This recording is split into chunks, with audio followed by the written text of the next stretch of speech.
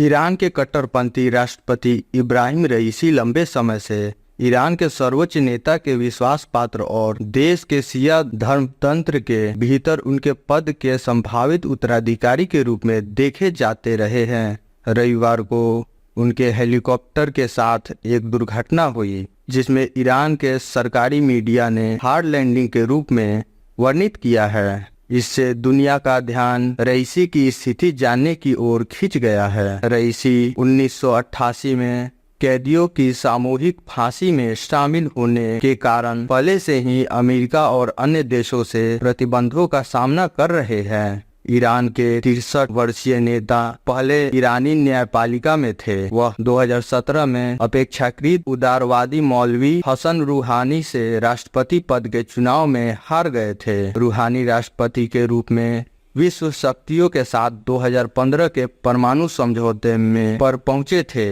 वर्ष 2021 में रईसी ने फिर से चुनाव लड़ा जिसमें उनके सभी संभावित प्रमुख विरोधियों को ईरान की जांच प्रणाली के तहत चुनाव लड़ने से रोक दिया गया था। उन्हें 2.89 करोड़ मतों में से लगभग 62% वोट मिले थे, जो इस्लामिक गणराज्य के इतिहास में प्रतिशत के हिसाब से सबसे कम मतदान था।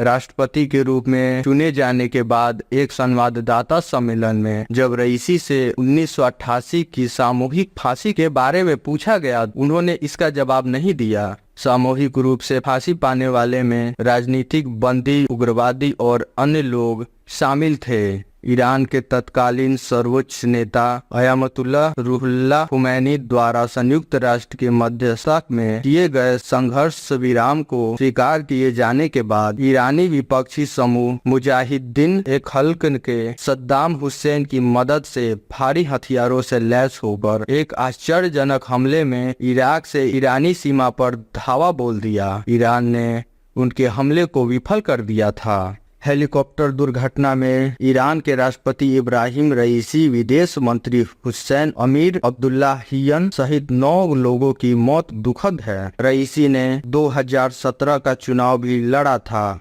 लेकिन तब वह हार गए थे।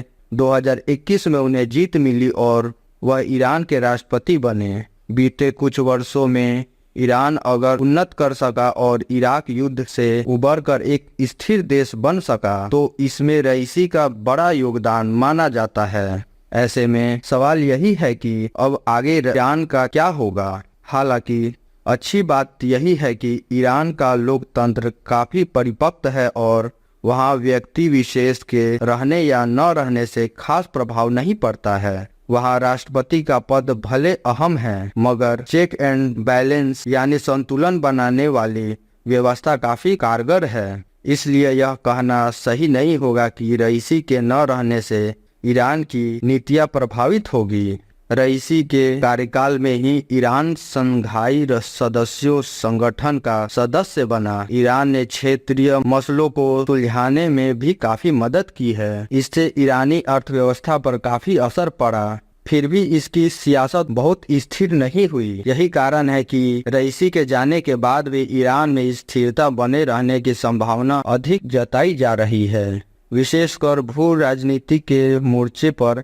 इसलिए भी भरोसा ज्यादा होता है क्योंकि ईरान ने अब तक काफी परिपक्वता दिखाई है। दरअसल इसकी भू राजनीतिक 3 पहलुओं में सिमटी हुई है। रही बात अमेरिका से रिश्ते की, तो यह बहुत कुछ अमेरिका की नीतियों पर निर्भर करेगा। मगर माना यही जा रहा है कि चूंकि इस वर्ष राष्ट्रपति चुनाव होने वाले थे, इसलिए चुनाव वर्ष में शायद ही कोई नेता अमेरिकी नीतियों में बदलाव का जोखिम उठाना चाहेगा।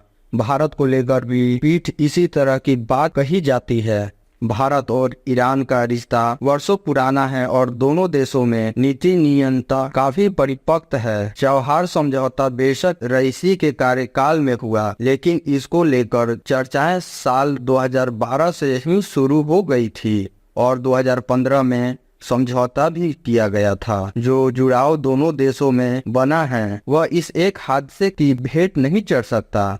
स्पष्ट है कि ईरान स्थिरता का पक्षधर रहा है। बतौर राष्ट्रपति इब्राहिम रईसी ने इसे आगे बढ़ाने का ही काम किया था। इससे में उनका न रहना पर ईरान की व्यक्ति विशेष की राजनीति से जिस तरह की दूरी है, वहाँ की राजनीतिक सांस्कृतिक पूर्ववत बनी रहेगी।